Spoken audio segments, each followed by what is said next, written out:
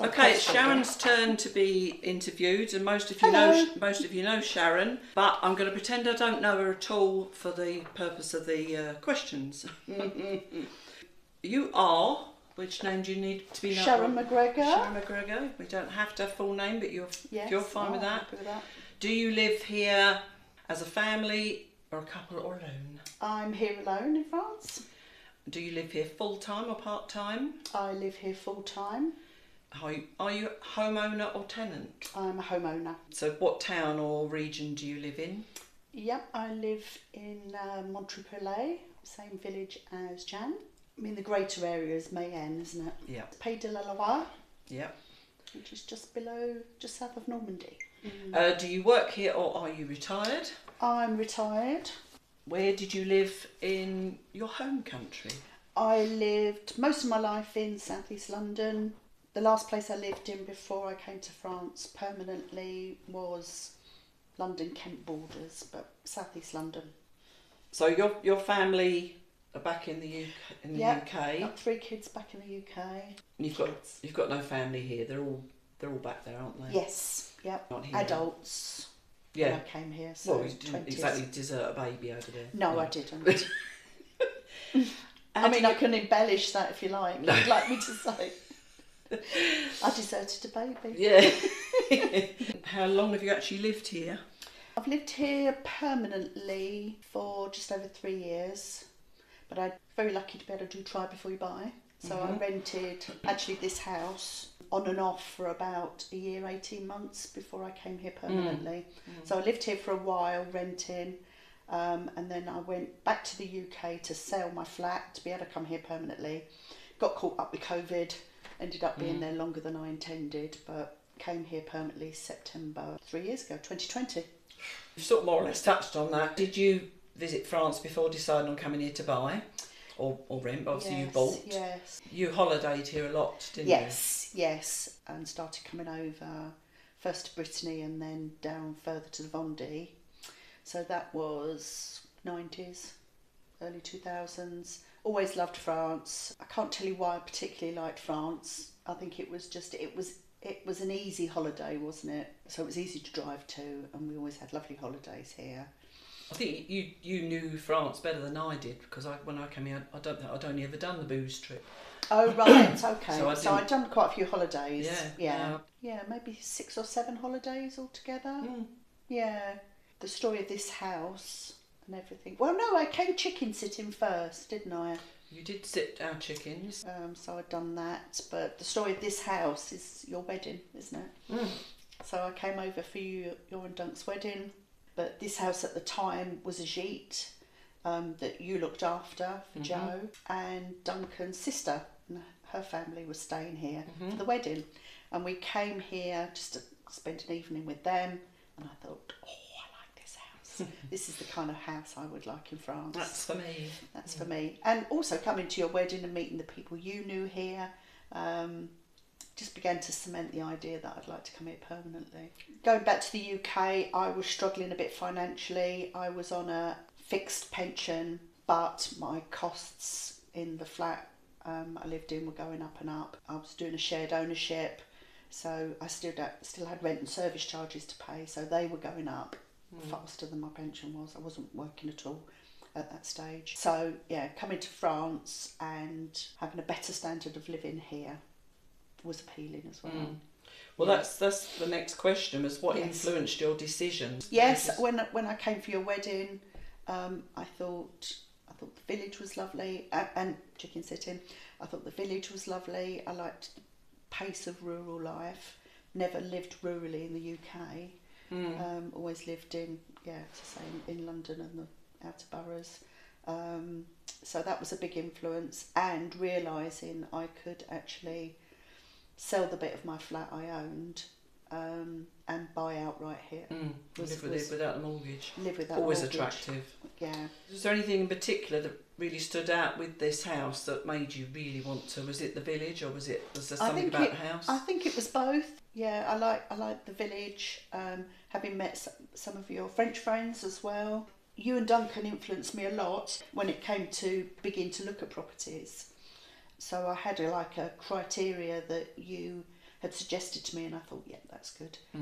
Things like having a shop, so you could always walk to get something.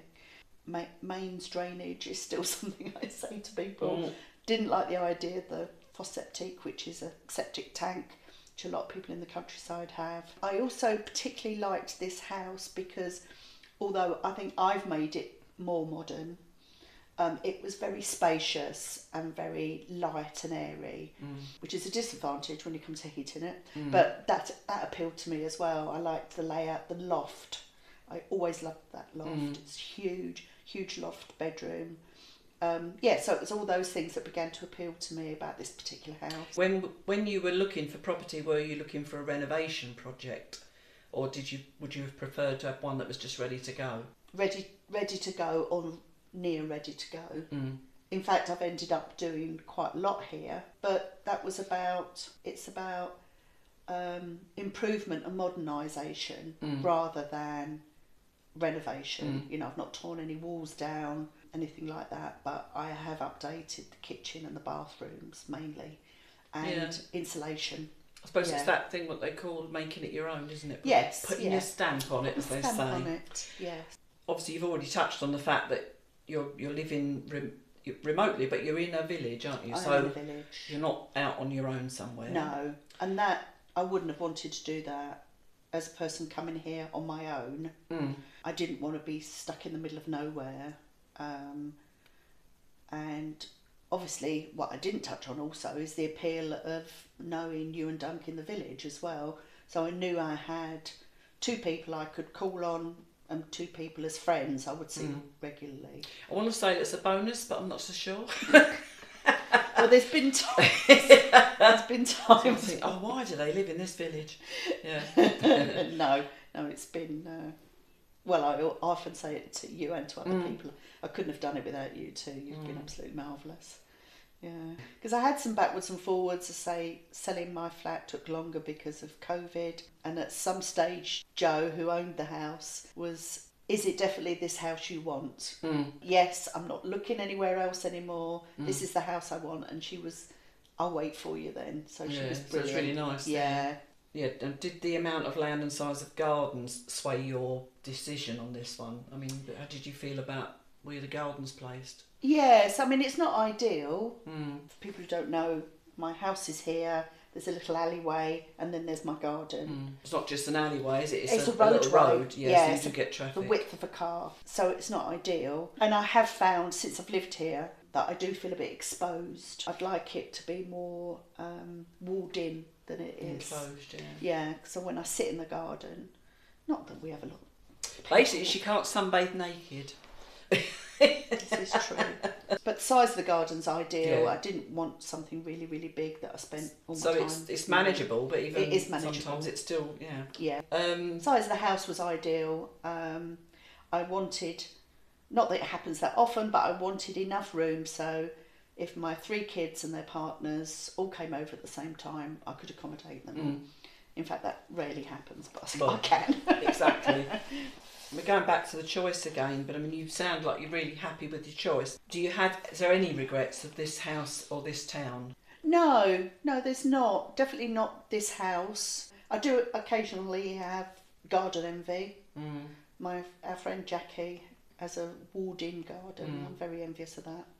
Sometimes I would have liked to have been in a bigger town.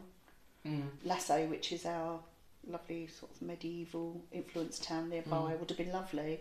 But there was a premium to that I didn't feel I could afford. So there was at least another 20,000 euros attached to living in and that's Lasso. always worth remembering when you're buying, isn't it? You want to do that, you've got to be prepared to yes, pay that, and it is all around compromise, isn't it? You know, and that's probably one of the few compromises I made, the garden and not being in a bigger town. But yeah, what I've got here, the life I'm still building for myself, I've got no regrets about that. Obviously, you didn't choose to renovate specifically, no. It just happened that way. Yeah. Regarding, this is quite a funny one for us talking about it, but regarding using artisans, or did you use artisans, or did you carry out the work yourself? No, I did not. I have done painting, which people always know when I've been painting because I'm covered in it. Yeah. I once borrowed our friend Julie's got a tiny platform, and I borrowed that when I was painting ceilings, and she said she'd never got it back in such a mess because so much paint on the platform.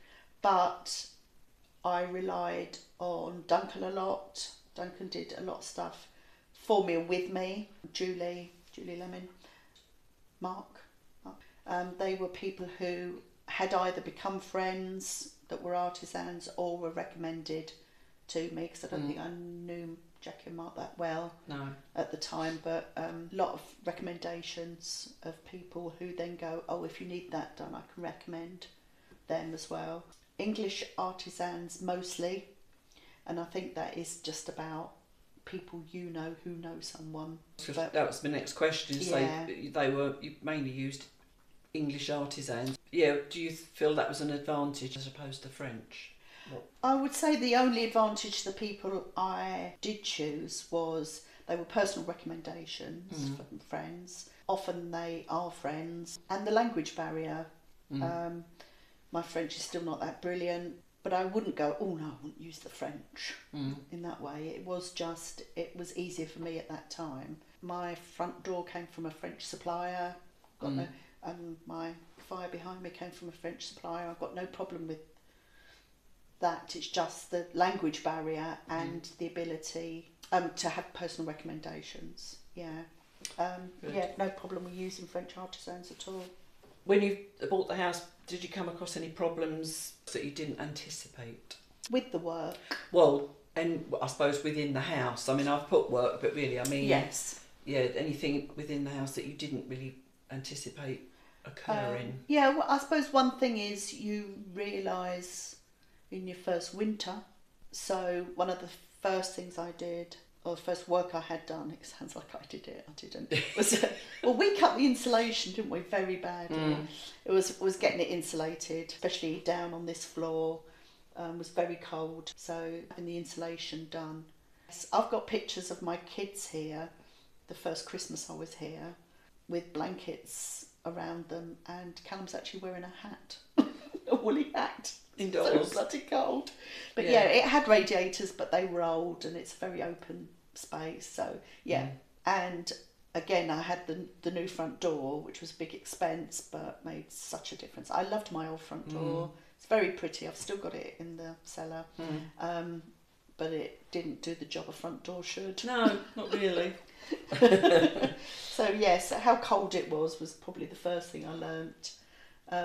But no, renovation-wise, the only thing I'd made up my mind about before I moved in was I wanted an ensuite in the loft. I'd never had an ensuite in my 60 Not many people years. do, really. Yeah. So I thought that'd be lovely. And also, I had very bad knees at the time. Coming down a flight of very steep stairs to go to the loo in the night was horrible. It scared the life out of me knowing you were doing that. So that was one of the few things that I had planned to do, was the ensuite. But once Dunk began to look at doing my ensuite for me, the way the plumbing was laid out meant that the bath had to come out the bathroom. So I thought, well, I might as well put a big shower in there now, because I was having a bath up the top. So yeah, they all got done as a consequence of each other. And then the kitchen, all the appliances started to fail because they were old. So I needed to put a new oven in, a new washing machine, and then I think, oh, I might as well do the bloody kitchen as well. Yeah, it was going to need doing, but I didn't necessarily plan to do it all in the first couple of years. No. Because of that, I mean, when you came, had you got a budget in mind, and do you think your budget was realistic? Yes, I did have a budget, and I think it was realistic. I've spent it. But yeah, I think I had a budget of about 20,000. Yeah. And it's doing works within that budget, not aiming too high, I suppose, isn't it? And out of that, obviously I've got materials and labour. I've got my new front door, my wood burner, my new kitchen, my new bathroom, my new ensuite. Right, you haven't got a fosse, which you're really pleased about. I'm very grateful for. Yeah. I don't like the idea of all my poo still being in the garden. Basically it is, isn't it? Yeah, I know what you mean. Yeah. Did the property need a new roof? No, That was another major thing. It had a good roof, it had double glazing, it had 2 Veluxi. That's the point. Yeah. In the loft, all that, because Joe had done a lot of renovation in the 90s, I think, late 90s. Yeah, the structure is very good. Yeah. French cost of living compares with the cost of living back in the UK. Swings and roundabouts, I think. Obviously, the cost of property. I mean, we are talking about rural France here. If I lived in Paris, it might be different, but cost of rural property here is cheap, so therefore you can afford to buy outright. If you've owned in even part in the UK, which I did, so therefore there's no mortgages. Rent is reasonable. I mean, I've not looked into it. I think it can be cheaper, can't it? It can be cheaper compared to what my kids are having to pay in the UK. We are talking about rural France. It's less than half what they're paying. The council tax equivalent, which is our Taxe Foncière. It is, isn't it? I get confused with the two. It's cheaper than it would have been in the UK, and I think the water rates probably are as well. So all that big expense that you have in the UK is a lot less where we live. Food is expensive, I think, compared to UK. Clothes I find expensive, but we don't seem to have that cheap range, do we? Primark and below. No, we don't have access to that where we are. Kiabi's about as close as. So we don't have a lot of choice, do we? And we tend to buy other supermarket clothes. Do you find you think you need to buy clothes or? No, because we do spend most of our time. We're in rural community. In just leggings. And no one seems to care what you look like. We're not in an area where people are dressing up to go out. What made you decide to become a French resident? Was it you had to have the titre de séjour, or did you make the decision to have the titre de séjour? So not an easy one to say. I think it's security, isn't it? If you're living in a country, for me, having made the decision to come here permanently, couldn't imagine not being. Well, it's 2 things. I wanted to be part of the French system. I thought I should be. So that's the health system here. I do know people that still go backwards and forwards to the UK. I didn't want that. I don't like the subterfuge, if you like. So I wanted to be part of the French system, but I also wanted that security. So I wanted to know that I was all right here for 5 years, which is what it is at the moment. I am one of those people that got in just before Brexit, deliberately. By the skin of your teeth. By a couple of months. I think I was here mid-September, end of September, and the cut-off was end of December, wasn't it? So it was that year after Brexit had actually come into fruition that you could, if we were over here by the end of December 2020, then we had a right to stay, rather than people who come over here now have to apply to stay, and they can or cannot get the right permission. So yes, I wanted to be part of the system. I wanted the security of knowing I'm a French resident, and therefore I'm a French homeowner. Yeah. Bit of peace of mind. Yes, definitely. Did you find the whole process of that application hard, or the bureaucracy difficult? Yes and yes. No, the bureaucracy is very difficult. 1, it's very bureaucratic, and 2, it's not in your own language. Like a lot of people here, I used an agency. Valerie is a French woman who her business is helping poor English people find their way through the French bureaucracy. But she's very good. I used her. Obviously it's a payment, but it was worth it, for both my health card, so applying for my carte vitale, and then applying for my French residency. Got first time, no problem, and I got 5 years. So, I mean, that whole process, do you remember how long that took? No, because you had to get the carte vitale first, didn't you? And then you top up insurance. That's all got to be in place before they'll give you the residency. Before you get the residency. I think the whole thing to residency maybe took 9 months. I would say that although I know I've got the French residency and therefore there is that security, the thing that really made a difference to my life was getting my carpet out. So for me, I was having to get my prescription renewed in the UK and my medication posted to me. I didn't have any access to the French health system. I vaguely remember there being a bit of a hairy time because you thought, I'm going to run out of medication they hadn't soon. arrived, and I think I did run out of medication for about a week, and I was in a bit of a mess.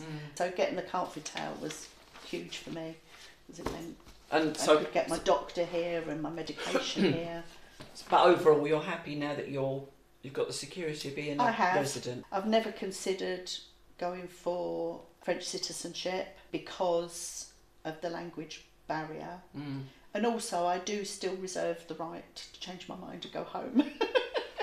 I may never. No, but you can get dual citizenship though, can't you? So you can still. I maybe do both. But I always think I'm happy to be a resident here.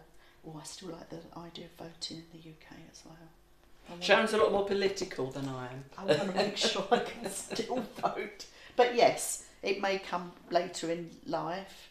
You know, if I'm in my 70s or 80s or my health declines, I may choose to go back. Also, I've got no grandchildren. I may, some people do decide they want to. Quite often that's the draw, back. Isn't it? Yeah, but that wouldn't be your draw, obviously, or not at the moment. No, I haven't got any. No. But other people quite like the fact that they're in France and their grandchildren are not.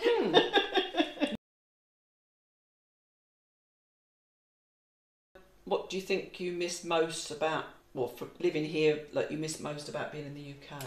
I've worded that wrong, but you know what I mean. Yeah, what I miss most. I mean, on an emotional level, I do still miss my kids, but, they're in their late 20s and 30s now. If I'd stayed in the UK, I may be in the same position of not seeing them that often, Exactly. Yeah, there is that emotional. I've also got I've got quite a few friends I still stay in touch with, but I've got two very good friends who I don't see very often anymore. That can be difficult. I feel like I'm missing out because they see each other, obviously. Yeah.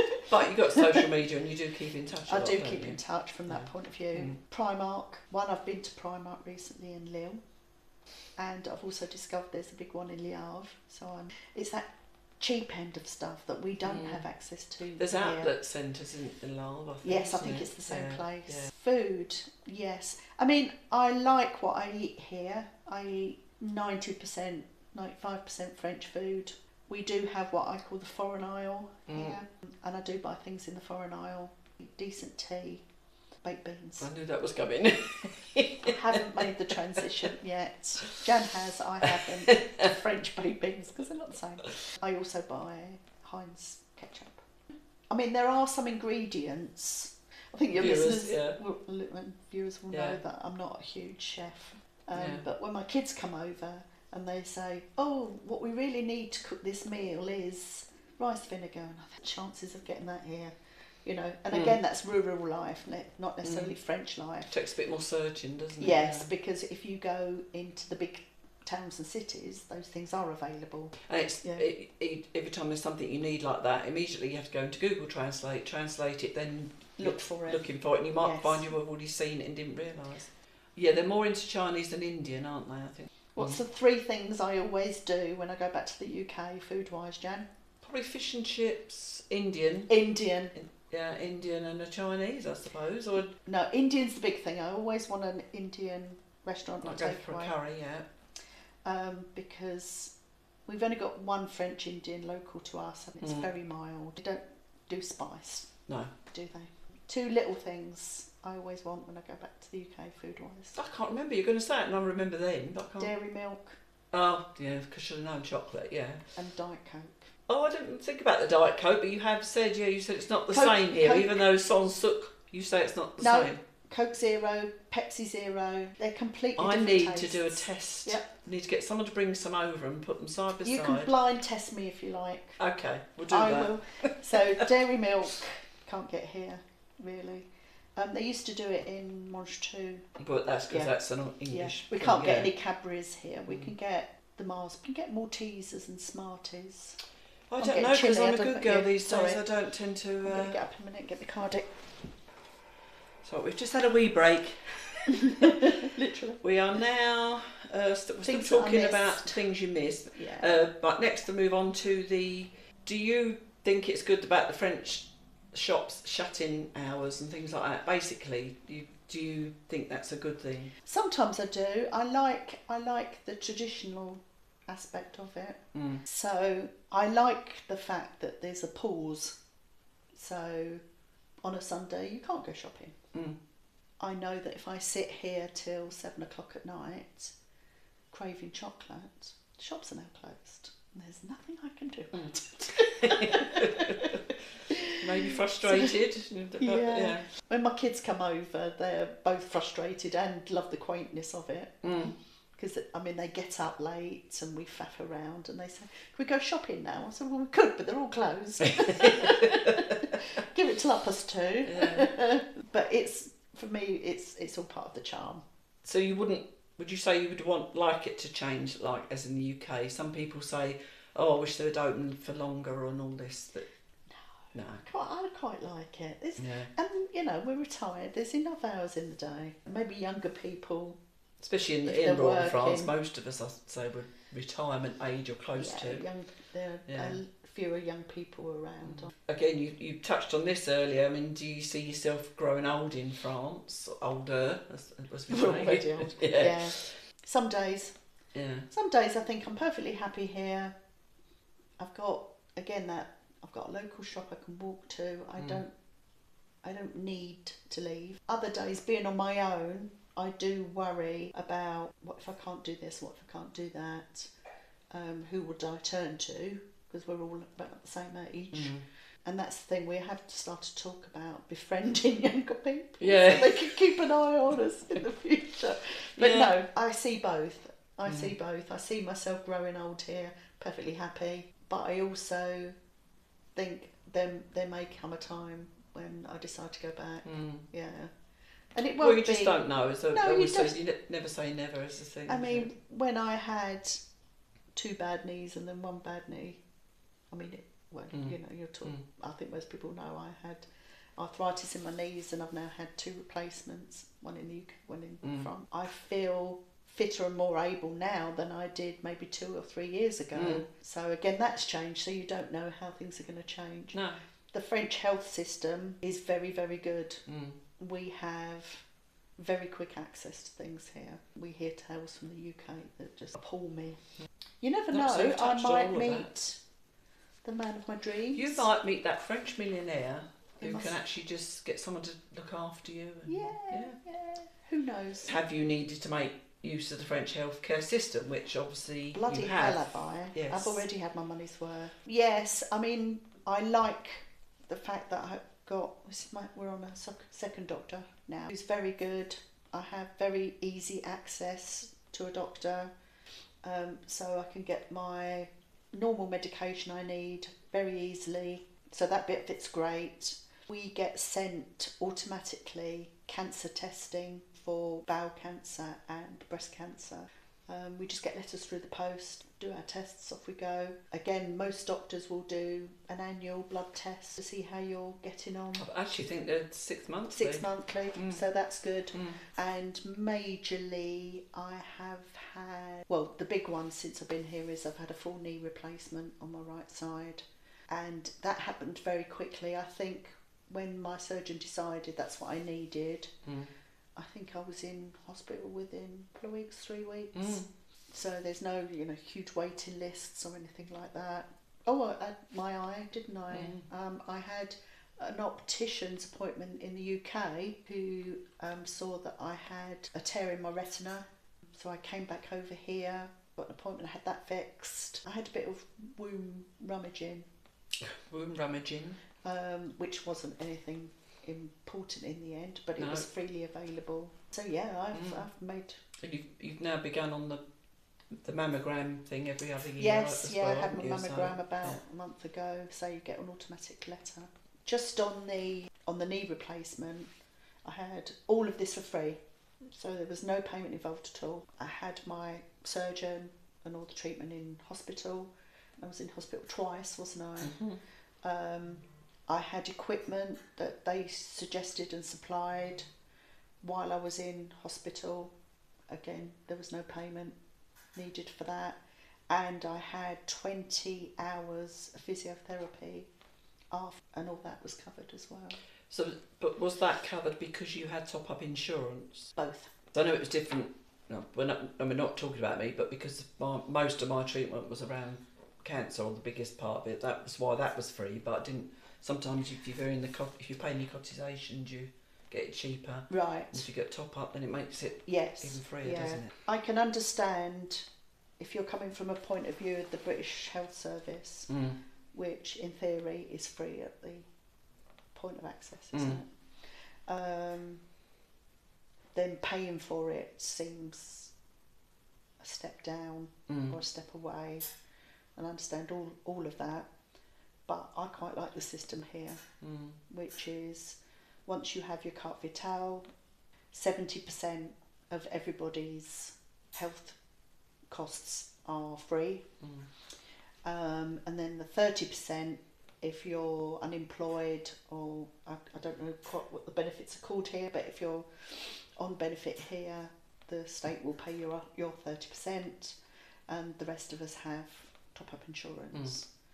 And I think it's brilliant. Did you find an English-speaking doctor, basically, which I think initially, that was the hope, wasn't it? Yes, our first doctor, we did a mixture of the two. Well, it was your first doctor, because I was the other one first, then went to him, but Dr. Samore, and his English was okay, but it was routine, so I knew what I was asking for, and if I had other things I needed to ask him, I would just translate them before I went. I didn't always understand everything, but I understood enough. Our new doctor is brilliant. She just speaks the 3 languages as far as we know. Yes, that's all. Yeah. She's Romanian, isn't she? So she does Romanian English and French. Yeah. Sometimes all in the same appointment. She's absolutely brilliant. For some of the time I was doing appointments to the hospital, I had a volunteer translator. Right. They were brilliant. They're a husband and wife team. They're retired Brits, and they just do it on a voluntary basis. And having someone who could explain some of the more technical things that were difficult, even with reasonable French, was really good. But that's a bit sporadic. But while I'm right in thinking you can't actually book them. They just seem the to hospital turn up. book them. But there's only one couple, so they can't spread themselves that thin. Absolutely. But when staying in hospital, I found all the medical staff lovely. The nurses all wanted to practice a bit of English with you. My physio in hospital had perfect English, French and German, so she was very helpful. I mean, it can feel a bit isolated in hospital if you don't have the language, because you feel as if things are going on around you don't understand. But Google Translate is just brilliant, isn't it? Yeah. I mean, it's definitely got better. It used to be hard because you couldn't trust it before. Yeah, well, there's still some odd things it doesn't produce, but yeah. Oh, we were talking about this the other day. Some people criticise in the UK that everything gets translated for people. But if you're suddenly in another country where you can't speak the home language, I also don't agree with people who, and we've come across them recently, English people. Fair enough, if you're on holiday, you can't learn the language of every country you visit, but if you're living here and you don't make any effort to learn French... I can't imagine the French are very happy about that either. I mean, for you, it wasn't difficult to get a GP. Not at all. Because... No. And same with the dentist, really. Again, yeah. Because we could guide you there, and you knew where to go as well. So knew where to go. But for anybody else, it's. I'm assuming I'll ask other people, but I don't think it's too difficult. No. And obviously you've got the Facebook groups where you can ask and everything. Oh, absolutely. So, and I'd recommend people to find a Brits Abroad group or whatever, because you can ask anonymously really stupid questions if you want to. Well, and you can ask the most bizarre question, and someone else will have probably come across the same thing. Yeah. Not everybody can have a Jan and a Dunk. Did you find it difficult to obtain your carte vitale? But you've already touched on that. Because I did that through Valerie. That was okay. Yeah, so that you had help with that. And I've got, as you know, it's wise to obtain top-up health insurance. Yes. And I think when you actually come to the country now, isn't it, that you must have health insurance or top-up, mustn't you, somehow? Again, I don't know the post-Brexit system well enough. No, I think I need to interview someone that is. Yes, I had to have both my carte vitale and my top-up insurance before I could apply for my residency. And that's all about not having a draw on the state. So when I came over, you had to have an income that was above the minimum French wage. So you had to be self-sufficient. Yeah, just to prove you can support yourself. Exactly, you had to have enough income to run your house or whatever. How do you think the French feel about you living in the village? French that you've spoken to. Yeah, I've not had any negativity from anybody in France, I don't think. I've not. Maybe it's because I can't understand them well enough and they're all saying it behind me. They're abusing you and you don't know it. Yeah. I don't know the right word. But no, not at all. You've got good French friends in the village that have become my friends. I've got good neighbours here. In fact, one of my neighbours complains that I don't talk to him enough. Yeah. Oh, what's Remy, his name? Remy. Yeah. He said all I do is say hello, how are you, and then disappear in the door, and he's not happy about it. In French though, not in English. Yeah. Yes, so I have had, my French is limited, but I have had trouble. I've had confidence issues about speaking French to my neighbours, but they have never said to me, well, they've never been critical of me. No. You know, once you can speak, if you can say, hello, how are you? They may come back and say lots of things you don't understand, but they'll talk to you, you know. Do you think sometimes it's how you approach them and your attitude and everything as well? Because if you're not approaching aggressively, I suppose they're going to welcome you more, aren't they? Yes. The first things everybody says hello to you. If we were sitting in a doctor's waiting room and someone else came in, they would say hello. So it's just bonjour. You know, bonjour. Everybody bonjours everybody else. Whenever you see a neighbour, they will always say comment ça va or ça va, just ça va. How are you? Even if that's all you say, that level of politeness is always there, isn't it? They've basically been welcomed in the village. I have been welcomed. There's no opposition or anything. No. Would you say you've made friends easily and quickly here? I can be quite a shy person. You may not think it when you listen to Jan and I talking, but that's because Jan's a good friend. But yes, I've made some very good English friends. What about the French side? French friends. I mean, it's obviously more of a challenge if they don't speak any English. But yes, I say your very good friends in the village have become my friends. I get on well with my neighbour.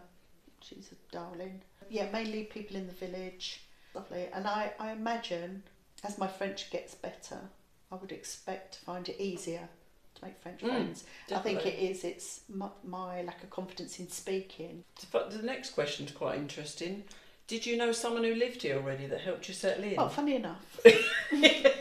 I did. And I've always, I do say this, but you know, your friendship's very important to me. Having you and Dunk on standby. I mean, poor Dunk's ended up with 2 wives on some days. He has got 2 wives. He's been on holiday with 2 wives. It's been fantastic, and yeah, I could have struggled on my own somewhere, I think. Well, we could have done that. We could have just left you to get on with it. But yeah, you know, but you just don't. nice. You never do. Yeah, you're full of good advice. Sometimes before it's wanted or unwanted. Yes, or no, because you will say, well, what you need to do is this. You know. But of course, it's your.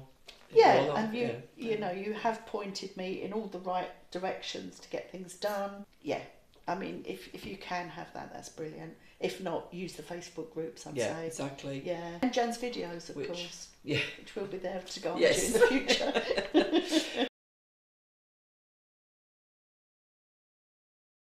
Is it important, in your opinion, to be able to speak French here? But again, we've already sort of touched on that you do think it's.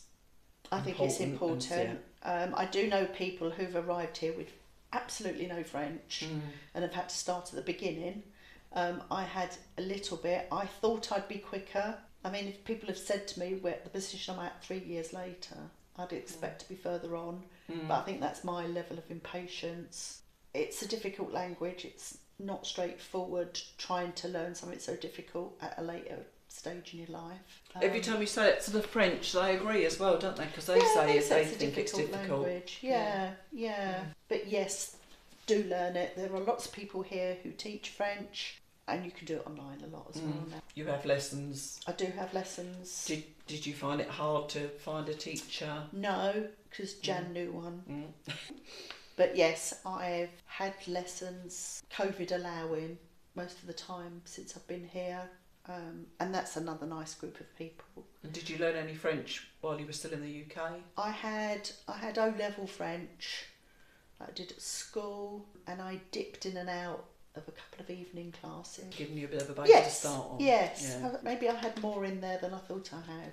And I think you use that app as well, don't you? I use Duolingo. I wouldn't suggest only doing Duolingo. I don't think it's American. I have to put in there. You want to put the English spelling of something in, but it doesn't recognise it. I mean, it will say to you, the answer will be, where is the restroom? Yeah, and there's one of the shops as well. It's stores. But I do still do Duolingo. I think it's a good. It's very repetitive, and it's a good backup to my French class. I should do more. I know. I do tend to pick my folder up. So I'm going out the door on a Thursday. And I've been looked at it since last It's like being Thursday. the kid that's doing the homework on the bus, isn't it, on the way to school? I am known in my group for being the one who's writing their homework. While you're sitting there talking? Yesterday, because I know she goes clockwise around the table, and I arrived late yesterday because it's a bit of a squeeze now because I've only got half an hour in between getting home from chair fit and leaving again. And there's somewhere else we talk to French people a lot. I love the French ladies. We have good practice at chair fit. Yeah, I like that, and they're a nice group of ladies as well. Yeah. It's not a lot of French conversation, but you do forget some of the things because when it's everyday life, almost you don't think about it. Anyway, I arrived late, but I ended up in the only seat left, which was next to Carol. So I should have been the first one to do my homework. Oh, so will she go anti-clockwise? So I said, Carol, would you mind going anti-clockwise? Which is bad. I could do a lot more. But I'm making progress. I know I'm making progress. So another question I've got on here now is, are you fluent yet? No. No. Fluency is very difficult. The speed of... So we're talking with the French neighbours and everything, you're still finding that difficult because of the speed. The speed, yeah. Sometimes I can listen to it and I come in and then I think, I know what she was saying now. Because it's too fast for my brain to take it in, process it and come up with an answer. I also I could do more French on the telly, I don't, but I listen to the French adverts, which most of the time again are far too fast, but you're surprised in how much sticks to your I was head. just going to say, because I think eventually you find you're listening to it as if you were listening to English because you know what's being said. That's always a good sign. Yeah. I think I go back to my first thing I always say to people if I don't know them is, I'm sorry, my French is terrible. Which they always say, don't say that, but you feel it prepares them. Yes, I just feel as if I don't want to pretend I can understand everything they say or not try any French at all. So I wouldn't. Yeah, you warn them. I'm going to try. Yeah, warn them. I'm going to try it, but you might not actually get what I'm saying. Yeah, I get it. On the end of this section, I've just got any funny situations, but I think probably most of them are funny situations, aren't they? It's coming back to those learning how to say when you're full and things like that, isn't it? Because I mean, a lot of people fall short. Fall short of some of these things. I can't think off the top of my head. Well, we had the chicken issue, didn't we? There is that, yes, but it's a bit of a long story. But there were two issues. One, when we went into and we asked for poule, they pointed us towards jumpers, which are poule. Yeah. Pullovers. Even though it sounds exactly the same to us. Yeah. And then I ended up with two cocks. Yeah. Instead of ordering two female chickens wanting eggs, she ended up with two cockerels that she ended up having to get rid of because she wasn't getting any eggs. I wasn't getting any eggs and they were making a bloody racket in the mornings.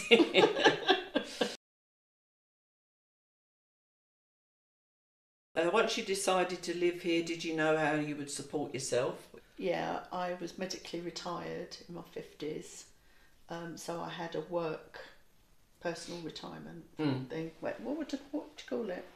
Private pension. Private pension, yeah. So I had a private pension and I knew it was sufficient. Because it's a private pension, it kicked in earlier than obviously the state pension one, Yes, hasn't it? Yeah. I haven't got the state one yet. No.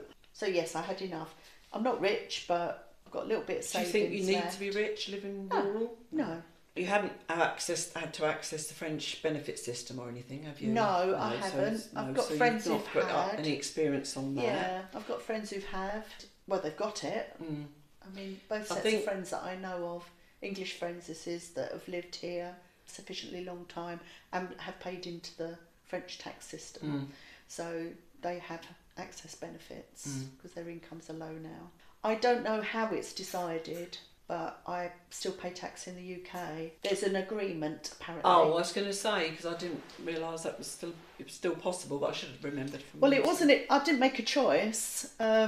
Again, when I first went to Valerie SOS, she said there's an agreement between the two governments that's outside of Brexit. It's not a Brexit agreement. I imagine it applies to people all over Europe, where either government will decide where you pay tax. So as I was receiving my pension and it was still PAYE,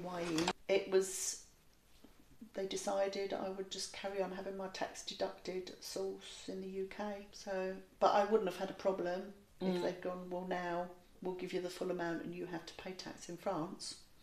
But there's an agreement that you do one or t'other. What you don't want to end up is paying tax twice. No, exactly. Yeah.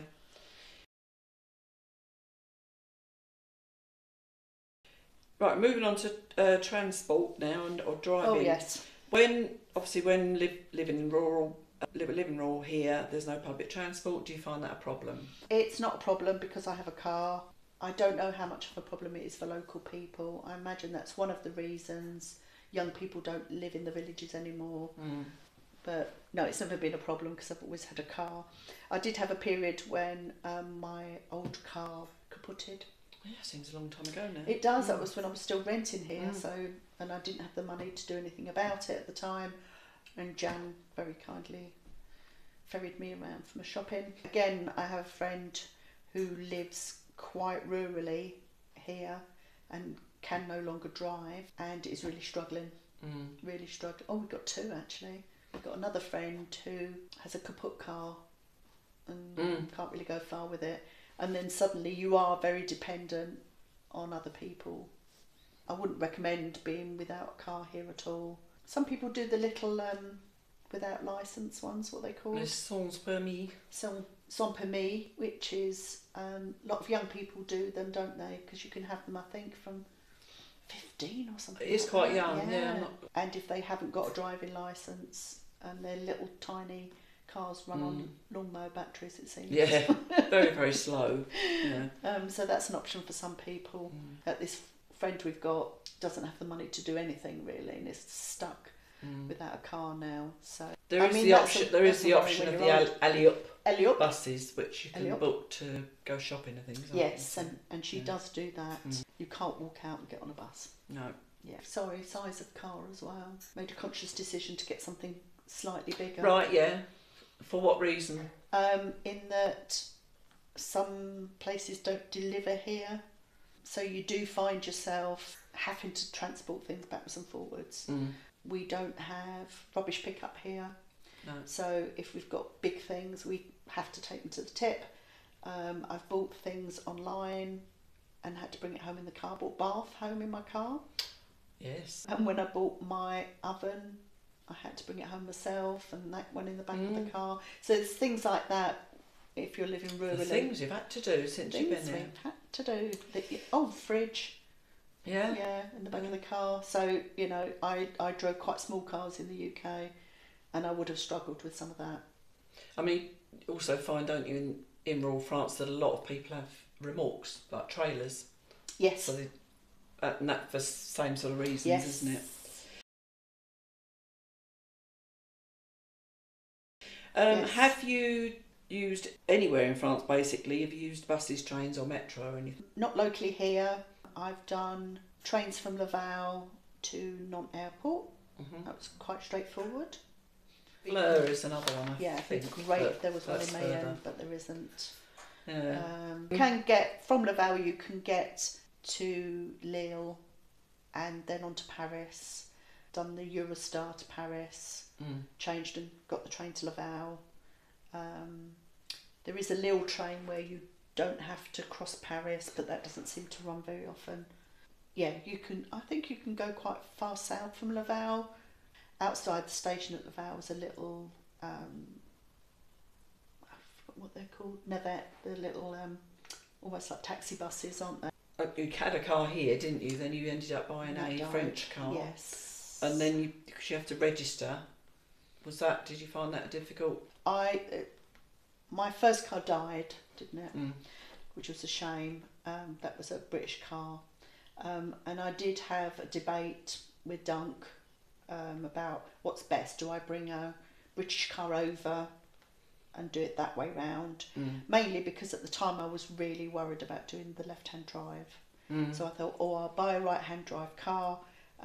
I understand it's a bit of a process, then bringing that over, because your headlights are not compatible, are they? Because you have to port in it and stuff, another bit. So in the end, I decided to take the plunge and go buy a French car locally here, and actually found the move to the left-hand drive a lot easier than I thought it was. I was really worried about it. I haven't driven left-hand yet. Yes. So it was a lot easier than I thought it would be. I bought a brand new car, bought a Dacia, quite a cheap brand new car here. I'm just coming to the end of my warranties and everything, and I haven't had to go through the MOT process yet, which would be next year, I think. The other thing I really like about the system, even though I haven't used it yet, is there's a division, isn't there, between the people who do the testing and the people who do the repairs. Where in the UK that can be the same person. Yeah, and it's a bit. There's a lot of trust involved in that, isn't there? Yeah. Have you exchanged your licence for a French one? I'm in the middle of that at the moment. And you've used Valerie for that? Yes, again, I have. So I have applied. When Brexit first came into place, it was one of the things that they'd left out of the legislation. A lot of people had an issue in that, there just wasn't any mechanism in place, so people found themselves suddenly unable to drive. But then that was sorted out, and we were told that when our UK licences ran out, that was the time to apply for a French one. So I have applied for a French one now, so I'm just waiting for that. I've done all the things I need to do, so it will turn up eventually. Another question was if you've got a left-hand drive, which you have. Yes. And you've done that was seamless because it was easier than you thought. I did try to change gear with the door for a little while. Yeah. Because you go to change gear and it's. But again, Dunk was really helpful with that. But yeah. And do you find it easier now driving a left-hand drive on the right side? Yes. Yeah. Your vision is much better. Yeah. Especially things like turning right. Obviously, when you turn right, you struggle to see certain angles, don't you? That's right. Yeah. Yeah. And overtaking as well, because you obviously are already on that side. Well, you're taking your life in your hands when you overtake, because unless you sit right back to get a view. But I can swap back and forth as well. Yes, you surprised yourself, didn't you? I did. Yeah. Because I went over to the UK and I drove a van for my son. Just hopped in, and surprisingly. Again, you were anxious about that, weren't you? You'd done it. Riding a bike, it all kind of come back to me quite quickly. Yeah. So.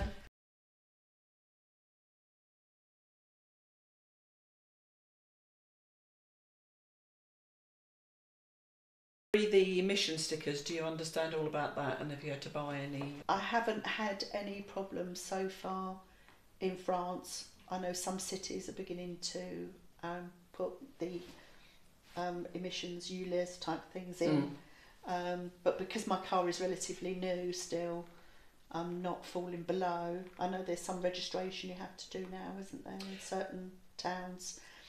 What you mean? Get buying the sticker? You mean? Yeah. I've not had to come across that yet.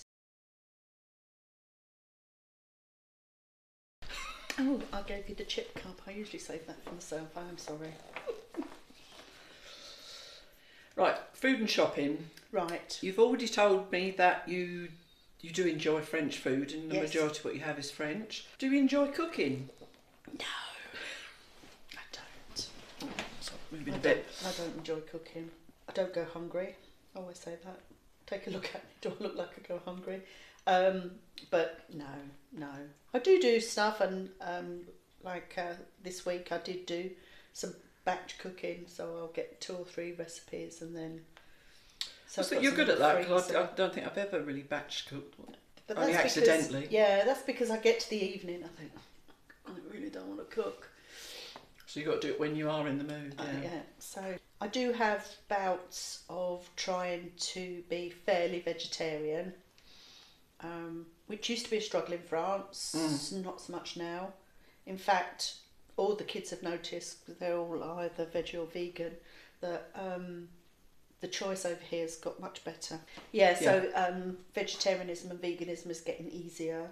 Our supermarkets locally, especially Peru, have got quite a nice range, new ranges of vegan stuff. When I go out, it's more difficult going out and trying to be veggie. I'm quite happy to eat meat or fish. Definitely when I go out. locally, isn't it? When you do cook, as you're saying, you do batch cooking. Do you find it easy to get the ingredients? And again, earlier you said that all of a sudden now you can find your rice wine and stuff. Yes. Again, it's getting easier. There are some things that, especially my kids use in the UK, that I still don't see here. But that's usually around veggie and vegan ingredients. But yeah, mostly other things. I think people in rural France cook for themselves. So there's always a good range of raw ingredients. Would you say you've learnt to substitute what you would normally use as an English ingredient with a French one? Yes, definitely. I mean, is that through translating again, just to find a bit it? Of translation or a bit... beans sometimes. Don't get butter beans here.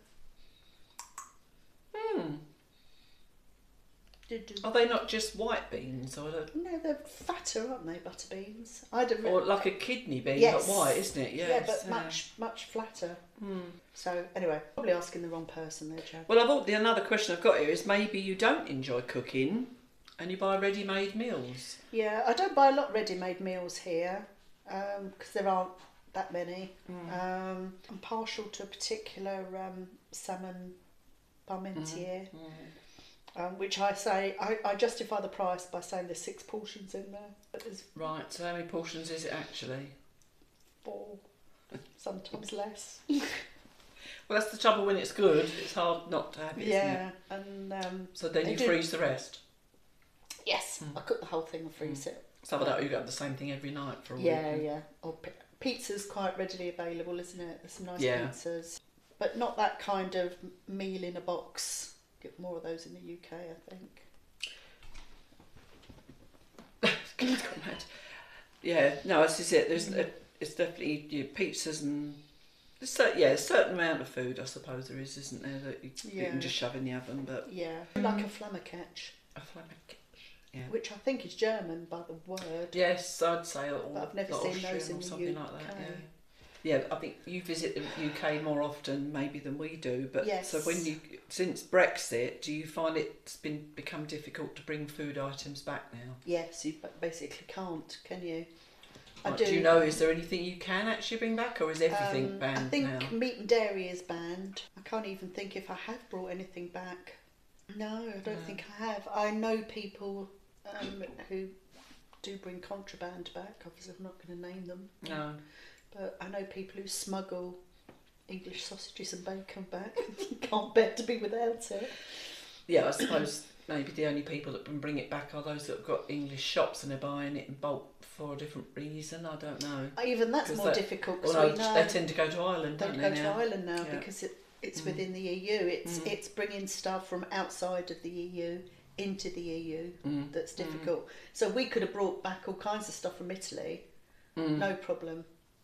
That's a good point, that. Yeah. Not that we could in our We could. backpacks. You've already said about you always head for the foreign aisle in the shop, because you know you can find some of your favourites.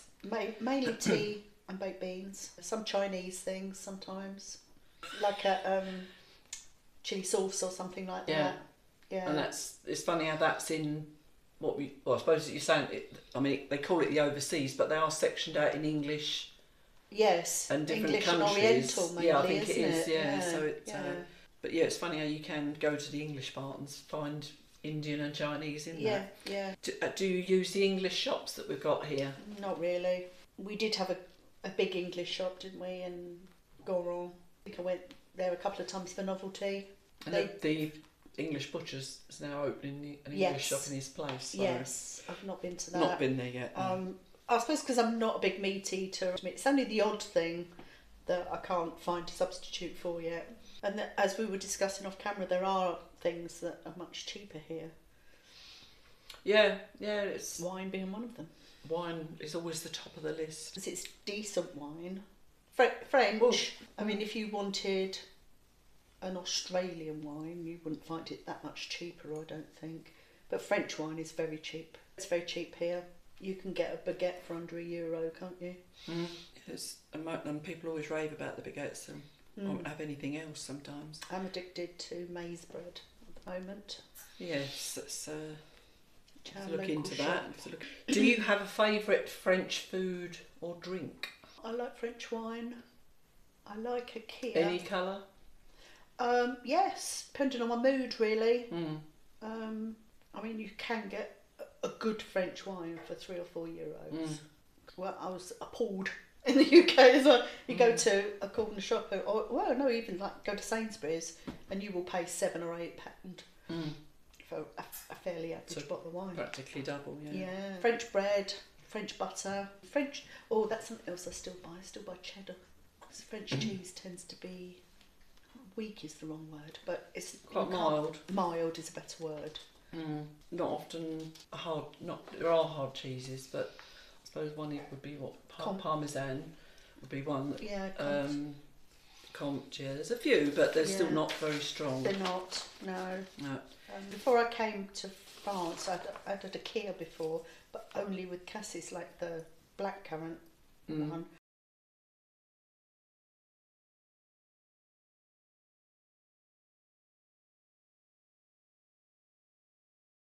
Of ones, isn't there? The peach one. Oh, is the peach lovely? Yeah. Well, you get blackberry. I think there's a raspberry. Blackcurrant. That's it. Yeah. Yeah, French cider's quite nice. We've got a lovely cider farm nearby, haven't we? Well, you know it better than anybody. Visited it a few times. Do you have any frustrations regarding French supermarkets? Is there anything you... No, I can't think of any. It would have come to your mind quicker than that. I mean, we are lucky. We've got a big supermarket. We've got Peru, which is we've got several, haven't we? Yeah, which is like I'm saying, it's a hyper version of Superoo, so it tends to have one of everything. No. Only problems would have been translation again. I did go through a stage of, and I'm still going through them. I've got about 5 different kinds of sugar because I couldn't find the right one. I still can't quite get that. I mean, there's like what we would buy, caster sugar. If I pick up one which says poudre, which is what I thought it was, and then open it and it's very granulated, but I still cook with it. It still doesn't make any difference. Yeah, there's those kind of translation mistakes. But how would you compare the supermarkets in the UK as opposed to here? Yeah, I mean, basically the same. I would say Peru and Leclerc are like Tesco and Sainsbury's, and we have Lidl and Aldi. I'm not sure. Yeah, I imagine the prices are very similar. But there's always going to be something that's going to be more expensive because they're about to import it or whatever as well. And again, I will try and buy it made in France, and then after that I'll try and get made in Europe. Yeah, because you want to keep your carbon footprint down if you can. So yeah, I will try to get a French made. I do think they're very good on the eco side. Very early on here they started using those netty bags and things like that in mainstream in supermarkets. And they have a lot of the nuts and things in the little yeah, take your own stuff. well, you don't take your own bag, do you? But it's usually a paper bag, isn't it? Yeah, there's a lot of paper bags and things, and you can weigh things in your paper bag without your paper bag and things like that. And we've got shops that are anti-gasp, as in no wastage. No wastage. So you can take your own stuff to refill there, can't you? And, yes, yeah. So I think the French were, I don't know if it's just the French or the EU, were quite early on doing good legislation about reducing packaging and plastic straws and things like that. I'd be interested to see if those washable cups and things in McDonald's and Burger King are the same in the UK. I don't think they are, because Adam was really impressed when he went to one, and he said that he couldn't believe that he got a washable cup there. He said, so it was really good. So if you're eating in now in certainly McDo, as they call it here, or Burger King, anything that you could have sitting down is washable. So your cup, the little container with your chips in, is all. I wonder how they compare that when you think about the fact it's got to be washed, and you got your electric with your hot water and that. I wonder, it must pay, because they wouldn't do it, would they? No, it's interesting. It would be interesting. Sharon's just brought up two things that I hadn't thought about, and that was pharmacies and tobaccs. And that, for that reason, what was it about pharmacies you wanted to say? Yes, that supermarkets here don't stock pharmacy items. So things that you would naturally pick up in the UK and for a much lower price are paracetamols, ibuprofens, cough mixtures, kind of thing, flu remedies, Lemsips or whatever, you can't get in supermarkets here. No. So you have to go to a pharmacy. They're not horrendously priced, but you are buying brands. So in the UK, if you bought Panadols in a pharmacy, they'd be more expensive than Sainsbury's own paracetamol, wouldn't they? But they don't exist here at all. And the other thing is cigarettes. You can't buy cigarettes in supermarkets here. No. You have to go to a tobacco. So, most towns villages have a tobacco. Even with our little shop, it has a bar and tobacco in it. I mean, is that another thing that you find is like still on tradition, isn't it? Do you find it's really a good thing that almost things are still, it's not segregated, the word I'm trying to think of, is it? They're specialised, I suppose. Yes, I think it is just that you can't go to a general shop. Yeah, it's tradition, and they don't seem to let go of their traditions readily.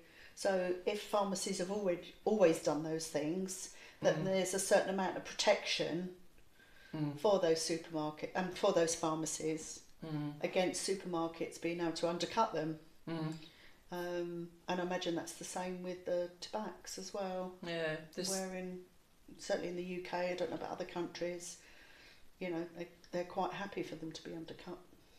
No, I think, you can't get medicines as such, can you? But you can you even pick up, I don't think you can pick up plasters, can you? Yeah, you can. You can get plasters.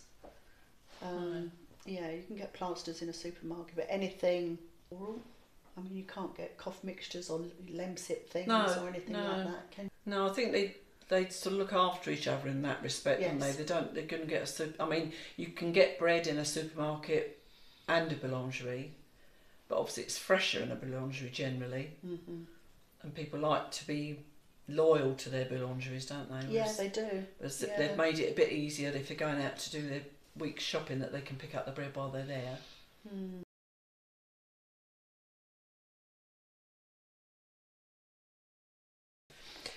How many times a week would you say you frequent the boulangeries? Boulangerie.